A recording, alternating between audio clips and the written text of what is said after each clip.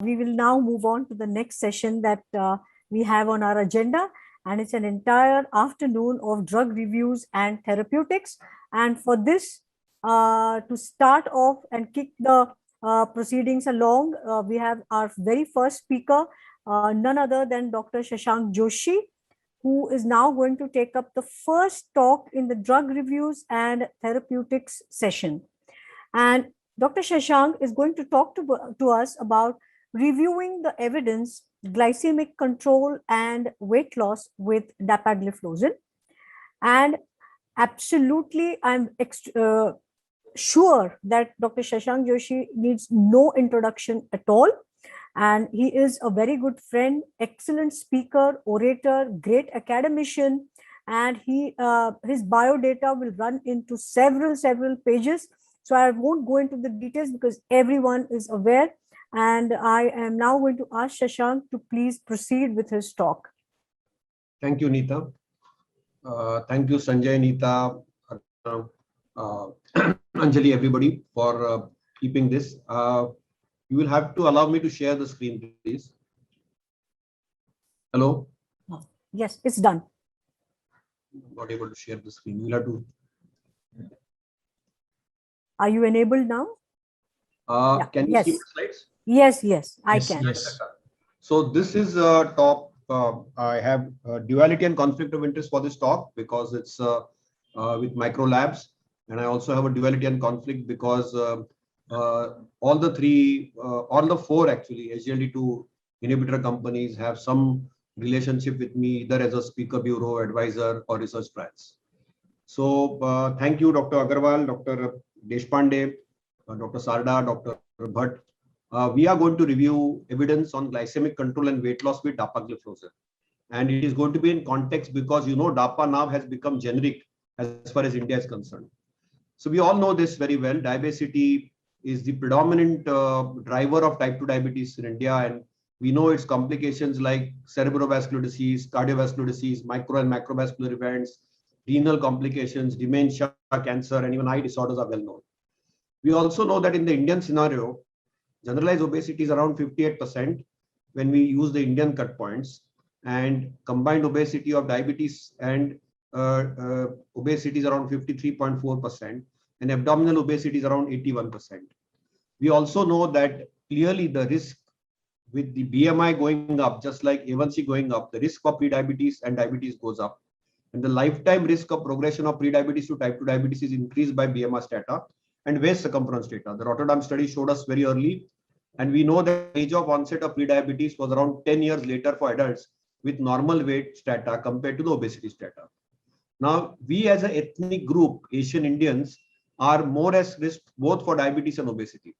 And probably the Asian adults have a 5-year risk of progression to type 2 diabetes within years versus Caucasian. So we have a malignant transformation from pre-diabetes to diabetes. And the prime driver in that is probably obesity. Because we know obesity drives inflammation, which is chronic, in the adipose tissue, liver, hypothalamus, pancreatic islets. And eventually it leads to systemic insulin resistance and beta cell dysfunction. And that's really the core. We also know that we need to do a tighter glycemic control in people with type 2 diabetes and obesity, because we know the diabetes patients, the prevalence is high and most of them have a very poor diabetic or a glucose control. And obesity is a determinant of poor glycemic control or metabolic control. So glycemic control in obese patients with type 2 diabetes is very key. And in order to prevent microvascular complications, because it significantly affects quality of life as well as outcomes. So currently we have a lot of challenges with weight gain during anti-diabetes therapy. We know considerable amount of anti-hyperglycemia therapies have considerable effects on patients' weight, and careful consideration for weight loss therapy in people with diabetes and obesity is now the standard of care. For example, glitazone, sulfonylureas, glycides, insulins all cause weight gain. We know gliptins, fixed ratio insulin, GLP-1s, and various other therapies are weight neutral. And it's only that the ones which promote weight loss or maybe weight neutral are metformin, SGLT2 inhibitors, GLP-1 receptor agents, alpha glucosidase inhibitors, and amylin myelomimetic, in which top on the pecking order is SGLT2 inhibitors. In fact, it's the era of SGLT2 inhibitors. And clearly we know that an OHA which improves glycemic control and reduces weight is clearly the need of the hour. So SGLT2 inhibitors have arrived, and their role in weight loss is dual. they essentially have an impact on body weight in diabesity through two mechanisms. One is by increasing urinary glucose excretion, they cause caloric loss and weight loss and reduction of fat mass. And second is by reducing the insulin to glucagon ratio, they increase lipolysis and they actually melt fat and they cause weight loss and reduction in fat mass. So clearly, and without affecting the lean body mass. So this is very, very significant that clearly they shave off the fat through the lipolytic mechanism by reducing the insulin to glucagon ratio, and by causing simple glucosuria and calorigenesis, they are able to lose weight. So Asian type 2 diabetic patients with abdominal obesity, the clinical recommendations are very clear cut. And it is recommended to promote weight loss, to reduce visceral adiposity in Asian patients with type 2 diabetes and obesity. So it's a recommendation from Asia to promote weight loss.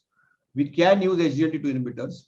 In fact, 2/3 of the SGLT2 inhibitor induced weight loss is attributable to reduction of body fat mass. And it also reduces waist circumference, ectopic fat deposition in non-adipose tissue, improves adipose tissue function, quality of life, and patient-reported satisfaction. Clearly, some time back, this was an evidence-based consensus position statement which was come out with several authors. And you can clearly see that weight reduction due to loss of fat mass is primarily from the abdomen rather than lean mass.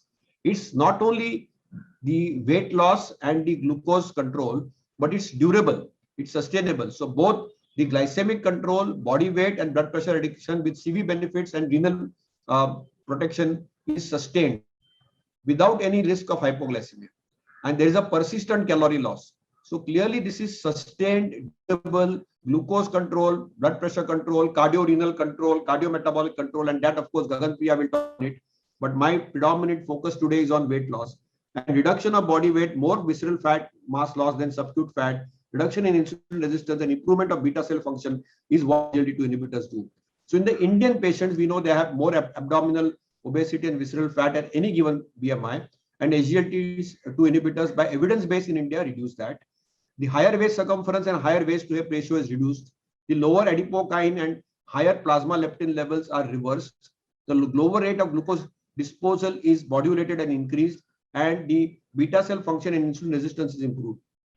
Also remember, SGLT2 inhibitors in combination therapy have a huge impact. For example, SGLT2 inhibitors combined with drugs which reduce food intake like GLP-1 receptor agents on energy intake and energy expenditure, and their compensatory effects. Clearly you can see here that they can have a greater weight loss in two ways. They increase food intake by evoking energy loss during SGLT2 inhibitors, and that can be partly prevented by appetite reducing therapy. So clearly you can see the equations on both the sides of the curve. The SGLT2 inhibitors will increase the EE via glucosuria, and the food intake inhibitor like a GLP-1 receptor agent will decrease EE via cellular metabolism. And the combination of the two is clearly synergistic, and the reduced cellular energy expenditure occurring after weight loss achieved by the GLP-1 receptor agent is balanced by the urinary caloric loss secondary to glycosuria. So these complementary mechanisms of actions again make it very attractive for weight loss. So what do the guidelines say with diabetes and obesity? Clearly, if you see the ADA 2021, obesity management can be progression from pre-diabetes to diabetes and is highly beneficial. In fact, off-label, many of us in pre-diabetes with obesity are using the SGLT2 inhibitors after it has become generic. There is modest and sustained weight loss which improve glucose control and reduce the need of glucose-lowering medications. And this is the evidence based on that. And it is pretty compelling as the BMI goes up. Clearly, beyond diet, physical activity, behavioral therapy, when choosing a glucose-lowering medication, one must compare the impact of that medication on the body weight. And after metformin, SGLT2 inhibitors is clearly there. Of course, there are other agents also, but they are minimalistic in that recognition. If you look at the American College of Clinical Oncology ACE recommendations, they again say it is individualized therapy, try to reduce body weight by 5 to 10%, and probably SGLT2 inhibitors have a glucose-uric effect with reduced A1C, weight, and systolic blood pressure. So clearly they are there. The RSSJ ESI therapeutic whale was made in 2020 when the finance F feature SGLT2 inhibitors were not generic. And now we know that it is generic. So obviously, I think it's the only anti-diabetic agent with this feature with cardiorenal protection, weight loss, and is economical as well. Obviously, the efficacy is something which we need to establish. Is there evidence base for Dappa with established type 2 diabetes for efficacy on weight loss. Clearly, you can see that the clinical considerations are clear cut. It lowers glucose independent of insulin action. It has a sustained effective glycemic control, reduces body weight, low risk of hypoglycemia, very well tolerated as monotherapy or as an add-on, reduces blood pressure, rate of cardiovascular death and heart failure, hospitalization, and progression to renal disease. This is data whether you add Dappa on monotherapy, add on to metformin, SU, MET and SU, gliptin with or without metformin or insulin.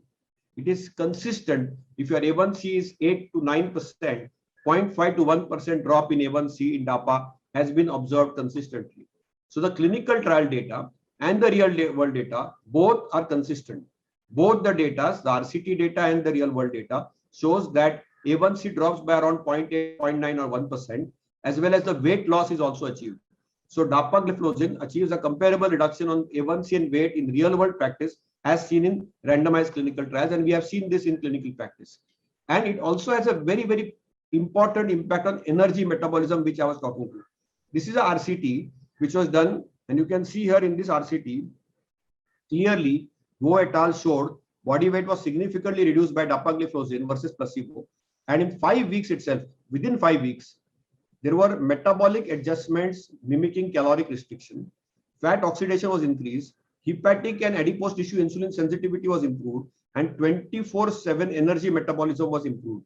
So clearly you can see that in real world practice, it achieves quick A1C control. 80% have more than 1% A1C reduction, and 65% show both an A1C drop and a weight loss.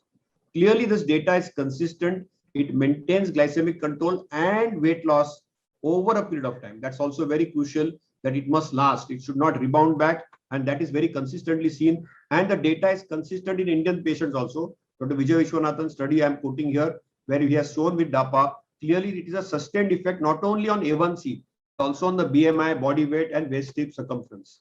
So clearly now we have data from that study, which was an Indian pan-India study where Dappa was well tolerated. A1C and body weight came down in 6 months, and it achieved a significant weight loss.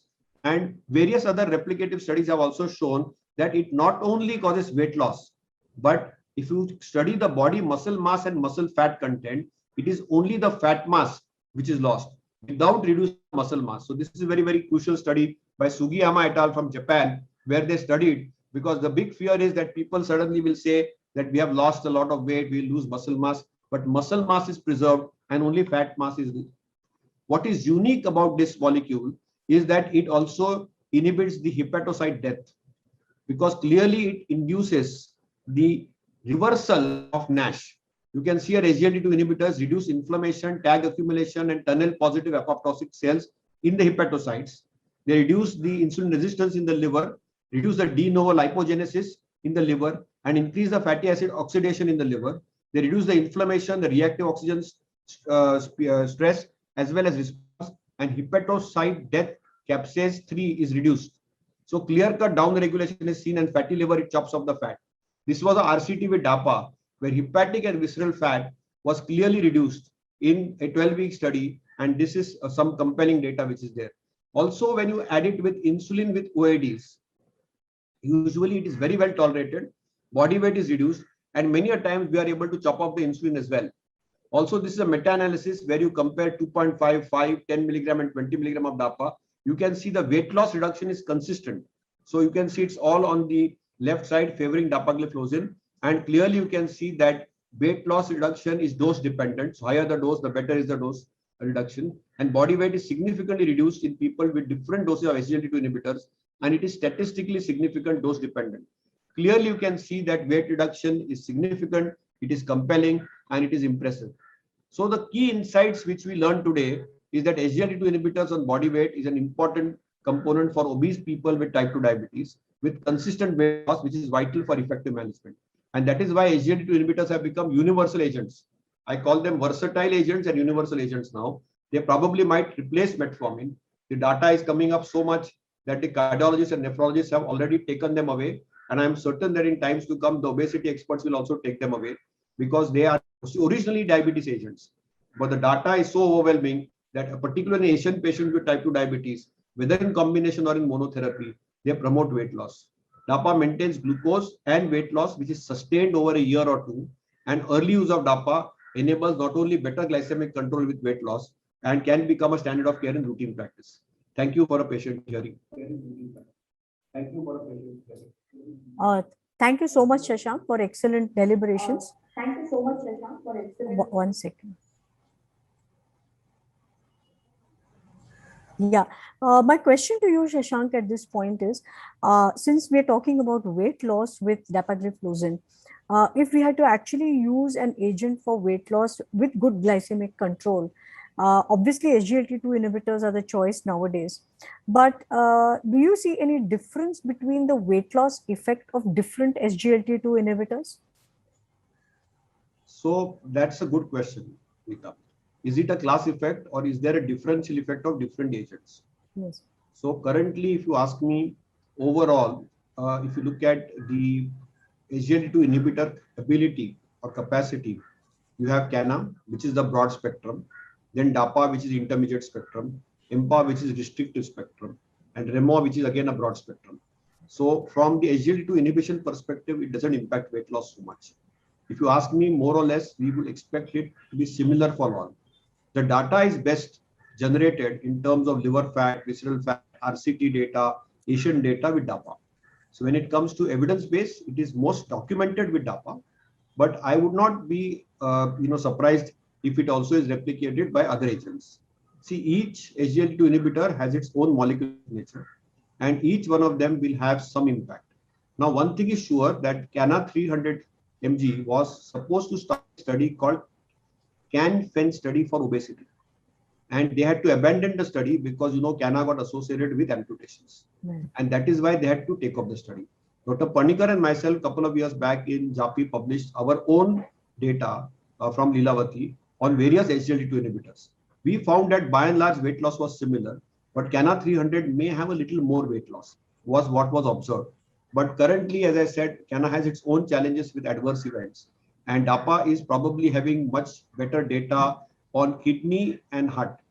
And that is why probably the preference as a universal agent on weight impact is better. Also, the energy metabolism studies, Nita, which I alluded to, have not been replicated with other SGLT2 inhibitors. With Cana 300, there were 2 trials which were attempted. Both the trials showed weight loss, but no energy metabolism study has been documented. Fatty acid oxidation studies are universal for all the 5 SGLT2 inhibitors, including Dapagliflozin and Dapagliflozin. But those are early phase 2 trials. So from a data standpoint, Dappa has an advantage. Dappa has been the agent now, this is a SGLT2 inhibitor year, if you ask me. Next year might be a semaglutide year. So and Dappa has become generic. It is easily available and accessible to most of our patients. Right. There is one question from the audience. Dr. Sunil Mewada wants to know, can Dappa be given in non-diabetics for weight loss? So off-label, whether it should be given or not in a research trial, it can be given. I have used it off-label in pre-diabetics. But in absence, normal glucose, I may not use it. But our cardiology colleagues and nephrology colleagues, now that it's actually approved to use it for other indications. So I am certain that SGLT2 inhibitors will find a space in the obesity space as well. They will get very close competition, and Nita will agree with me, from oral semaglutide. Right. Only thing is, oral semaglutide does not have CV outcome. The SOUL study is a soul searching study. If that SOUL study comes positive, then they will be in neck to neck with an agent like Dappa. In absence of the SOUL study, the current agent of choice probably, which is affordable, accessible, available, is probably Dappa. It's worth trying, but I would not say, because you also remember every agent which works has adverse events. So it can cause genital mycotic infections, it can cause urinary infections, it can lead a patient into euglycemic diabetic ketoacidosis. A lot of our patients do these fat diets like keto diets. So it can also be deleterious at times. So you need to be a little cautious and careful when you use some of these agents. Right. There's one question that I would like to ask you, Shashank, and we have all seen in practice that, and in the clinical trials, that it's about 3 kg weight loss is what we expect when we start, and it is pretty much durable. But then there is a subset of patients who lose far more, and we have also documented that. So can you explain why some people lose so much more weight? What could be the determinant so that it's easier for us to focus on those patients for weight loss? So Nita, this was studied by Sugiyama et al. and this was studied in that study. I would send you the full text of the paper. Two things. See, the glucose-urea is same for everybody. Yeah. The only difference is the fatty acid oxidation and the lipolysis. Some people will have more lipolysis compared to the others. So a patient A may lose 11 kgs, patient B may lose 3 kgs, patient C may lose 1.5 kg, patient D may lose 7 kgs. The differential in the weight loss is accounted by the lipolytic pathway. And lipolytic pathway is probably the differentiator, but this is again early. I cannot say it with certainty. Yeah. This is what the Japanese literature says. And it's an interesting concept because we have these responders or super responders, as you are saying, which have much more weight loss compared to the others. Probably their ability to do beta oxidation is more robust. There, as there is another company which propagates now a concept of metabolic flexibility. Yeah. Their mitochondria are more, if you talk to Dr. Nair, my mentor, he will say that their mitochondria are more metabolically flexible. Just like we need muscle flexibility, there is mitochondrial flexibility. It could be a postulate.